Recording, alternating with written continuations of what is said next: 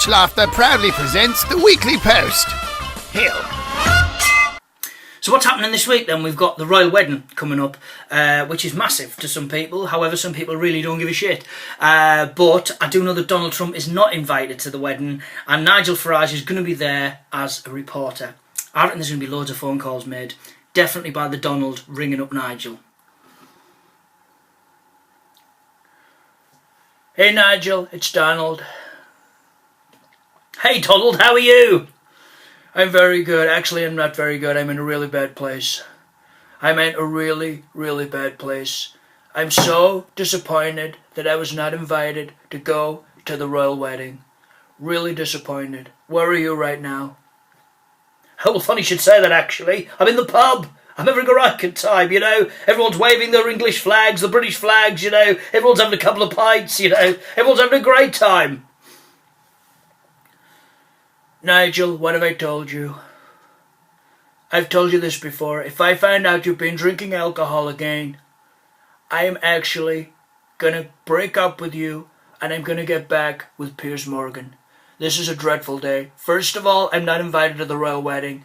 And secondly, I found out that you've betrayed me. You're a terrible man, Nigel. You're a terrible man.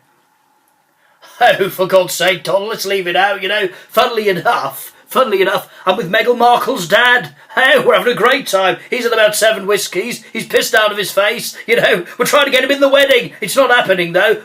He said he'd just seen Diane Abbott in the pub earlier on, and he said, God, that woman's had a drink, when in actual fact, she's normally like that anyway. She's always looks pissed when she's sober, you know. And if I'm honest with you, I'm surprised the woman actually got the dates right.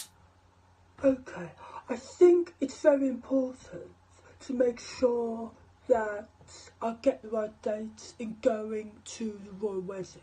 If I'm actually getting the wrong dates, I cannot accept my own fuck-ups. And if I do make a mistake, I have to blame somebody else. That is what politicians do.